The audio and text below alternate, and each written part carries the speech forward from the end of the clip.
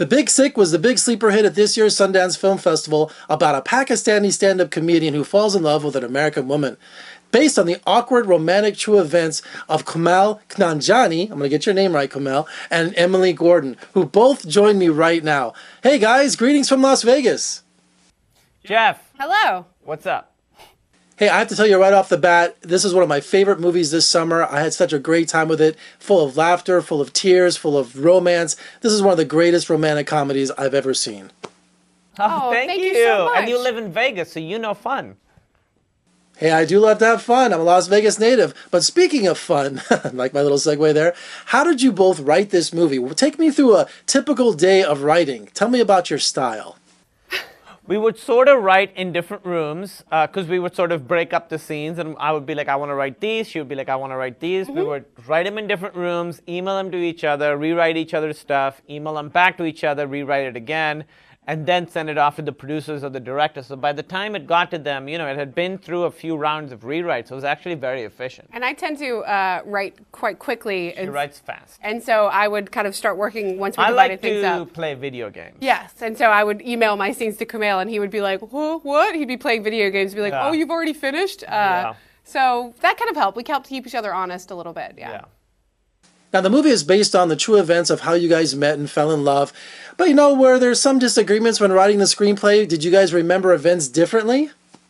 Oh, all the time. Oh, yeah. All the time. And we ended up really using that, especially if we kind of vehemently were like, no, this was a kind of a sad or upsetting event. I'm like, no, it was happy. It was fun. It was exciting. We put that into the... Not the coma. I didn't think that the coma was fun and exciting.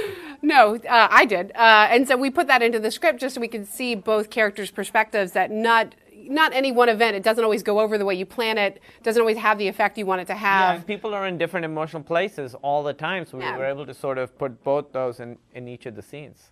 Now, this is a movie and not a documentary, so did you guys kind of use some dramatic license and embellish on some scenes and change things around? Oh, a lot. We embellished a lot. We changed characterizations of people quite a bit. Order of events. Added events. We took events out. It is the very basics of it are our story, but you want it to be a movie and something that's fun to watch. It's pretty heavily fictionalized, yeah. Now, you both wrote the screenplay. This is based on your life. So when you brought the director on board, Michael Showalter, how did you get along with him? Did you give him some breathing room, or how did you react with him throughout the shoot of the film?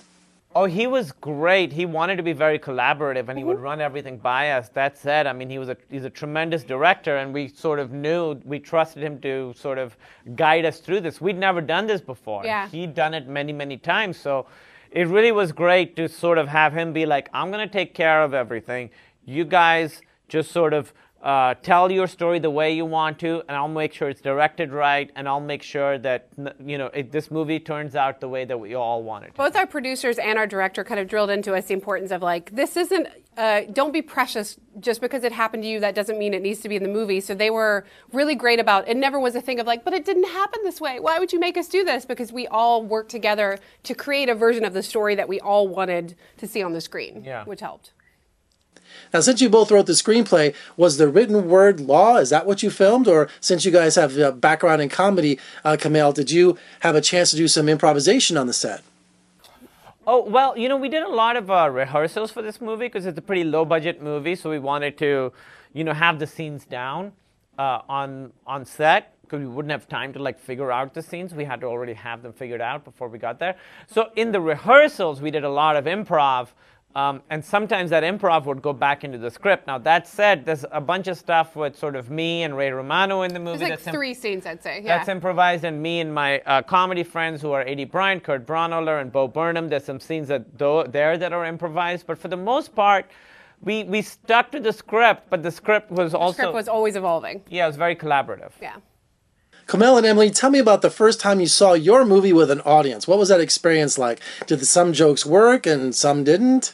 Oh my God, it was overwhelming for sure. It was, for me, it was so exciting to watch a movie and people laugh at something you wrote. And also, this is going to sound arrogant, but it's just because it's our movie. I was like, I've never seen a movie where I liked every joke. Obviously, even movies I love, I'm like, oh, I don't love that joke, but because this is us, obviously we're biased. I was like, I just saw a movie where I liked every joke. I liked hearing people's sniffles when they are crying. Yeah. I like to make people cry. Well, Kumail, I have to admit, you made me cry when you had that scene where you confronted your family and you confessed your love for Emily. That really broke me down. That was such an emotional scene. Oh, that's awesome to hear. Thank you. That's lovely. Well, congratulations to both you. This is a breakout summer hit. It's one of the best romantic comedies I've seen in a long time. And I just wanted to say also, Kumail, I'm a big fan of Silicon Valley too. I love that show, and you're just fantastic in it. Oh, Great show. thank you. Thank you. I bet Silicon Valley hasn't made you cry. No, not yet. Silicon Valley hasn't made me cry. Made me laugh a lot, but not cry. Well, thank you both for speaking to me today. Congratulations on the success of the film. And make sure you come to visit us in Las Vegas real soon. We'd love to have you. Absolutely. Oh, Thank love you. to be there, yeah.